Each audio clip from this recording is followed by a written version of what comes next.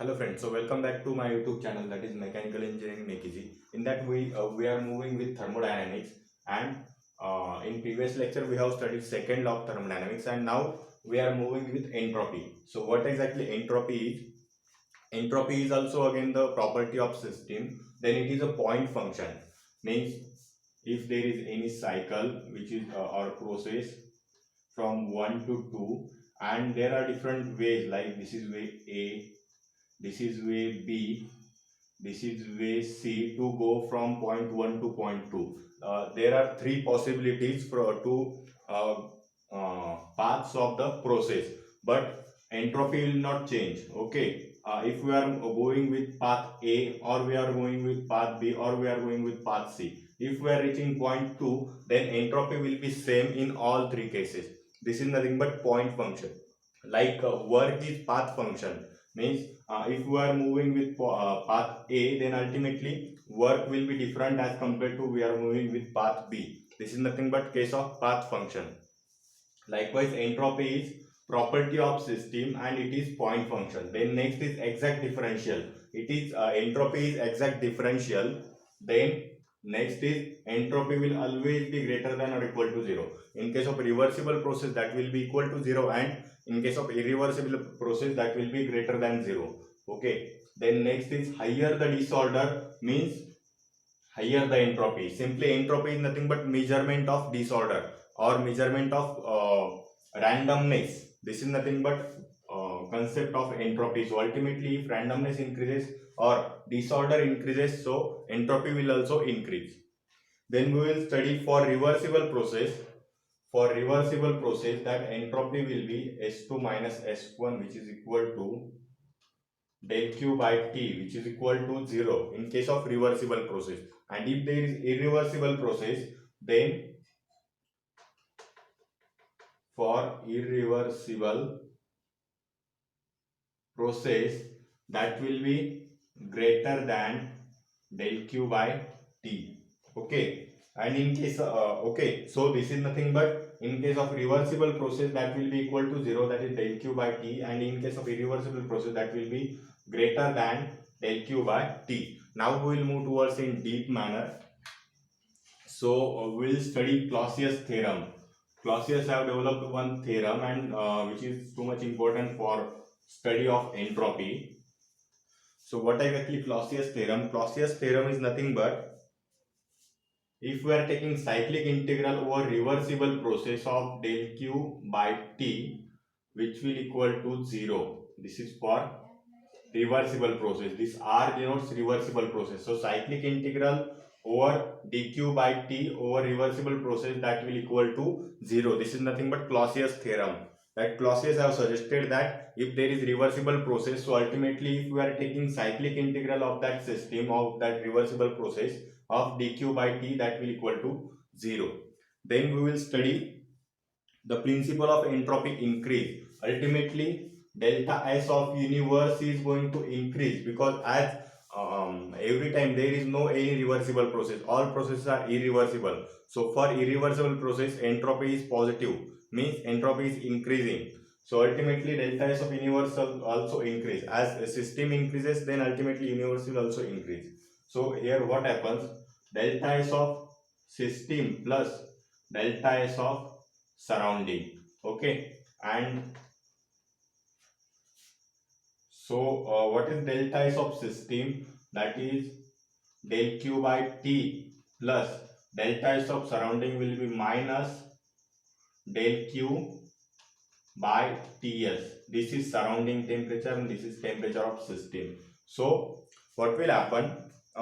If there is reversible process, then this and this term will be directly get cancelled as there is minus sign. And if the process is irreversible, then ultimately this value will be larger as compared to this value, and ultimately delta S universe will be greater than 0.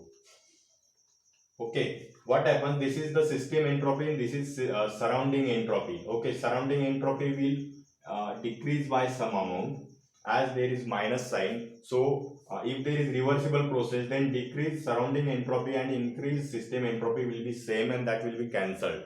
But if there is irreversible process, the increased system entropy will be much greater than decrease surrounding entropy. So ultimately delta S of universe will be greater than 0. Delta S of universe is going to increase in that case. Okay, so if you are not clearing, then you can ask me in comment box. I will again explain. Yes, so now we will move towards Clausius inequality.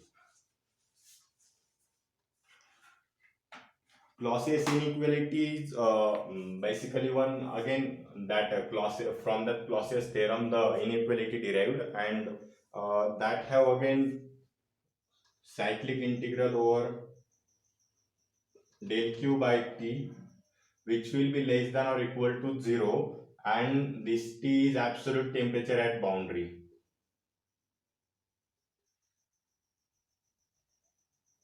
Okay, T is absolute temperature at boundary, and this cyclic integral over del q by T will always be less than or equal to 0.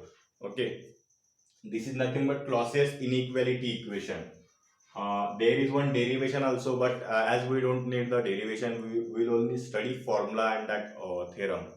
So this is Clausius inequality and valid for only cyclic processes. Okay, valid for only cyclic processes. If there is 1, 2, 3, 4, this kind of process, that will be valid. But if there is the process like 1, 2, 3, but 3 is not coming again to 1, then this is not cyclic process. So in this case, the Clausius inequality law is not valid.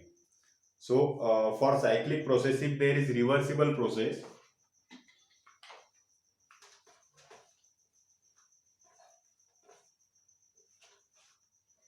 okay, if there is reversible process, in that case that cyclic integral over del q by t will equal to 0, and in case of irreversible process, that cyclic integral over del q by t will less than 0, and if the process is impossible, then in that case cyclic integral over del q by t will greater than 0. Means if our cyclic integral over del q by t is coming like greater than 0, then that process is impossible process. That process can't be happen. So this is for irreversible process, reversible process, and impossible process. So I hope that you have understood this concept. And now we will move towards next, and that is nothing but entropy transfer, formula. So we will study some formula. But before that, there is one concept that is nothing but, as we are talking about entropy, and in entropy there is only two terms. One is heat and another is temperature. So ultimately entropy increase or decrease, means entropy change basically depends on heat only. Okay, none another parameter of system is required, and ultimately enthalpy also we consider as the one form of heat energy. Okay, then ultimately in different formulas you may study heat, that is Q, or enthalpy, and another parameter may be only temperature. None another parameter is there for calculation of entropy. So entropy depends majorly only on heat, not other than any parameter. So SFG equal to HFG upon Tsat. Just consider here TS plane, so this will be that saturated liquid line, saturated vapor line, and the process happens likewise. Okay, so this will be saturation temperature here, and what is SFG? That is entropy of entropy from this point to this point. This is nothing but SFG. So that SFG will be HFG upon Tsat. This is saturation temperature, and this is HFG again latent. What is this? Yes, this is nothing but latent heat required, and that HFG is nothing but enthalpy of vaporization. Okay, enthalpy of vaporization, it is HFG, and HFG upon Tsat, and HFG will be Hg minus Hf. Hg is enthalpy at this point, Hf is enthalpy at this point. So ultimately Hg minus Hf upon Tsat, it is formula for SFG. Okay, so if you are facing any confusion, then you can ask me. Otherwise, these formulas I think I have covered in that Rankine cycle and that. Yes, so we will study there also. Then next is change in entropy of an ideal gas. If there is ideal gas, then what exactly the formula to calculate change in entropy, that we will study. So S2 minus S1 will equal to CV ln of T2 by T1 plus R ln of V2 by V1. Okay, or there is one another formula, that is S2 minus S1 equal to Cp ln of T2 by T1 minus R ln of P2 by P1. So if there is constant pressure process or constant volume process, depending on that conditions, these two formulas we are going to use. For constant pressure process, this formula; for constant volume process, this formula. So ultimately we will use any formula from these two, and these formulas are for ideal gas. Okay, change in entropy for ideal gas. Then we will study some practical processes, various processes, and for that processes, what is the formula to calculate change in entropy. Okay, so I will briefly go through with 5 to 6 processes. Like first is heating at constant volume. Constant volume process, constant volume heating process. So S2 minus S1 will equal to CV ln of T2 by T1. Okay, heating at constant volume will equal to S2 minus S1 equal to CV ln of T2 by T1. Then again, heating at constant pressure, in that case S2 minus S1 will equal to Cp ln of T2 by T1. Okay, only Cv is replaced with Cp and all formula is same, that is ln of T2 by T1 is as it is. So this is nothing but formula for heating at constant pressure, heating at constant volume. So note down these formulas. Then isothermal, if there is isothermal process, then that S2 minus S1 will equal to mR ln of P1 by P2. Okay, if there is isothermal process, in that case the change in entropy will equal to mR ln of P1 by P2. So note down these formulas. I have to remove this to write another formula, and that is last formula for today's lecture. And what is that? That is nothing but for polytropic process.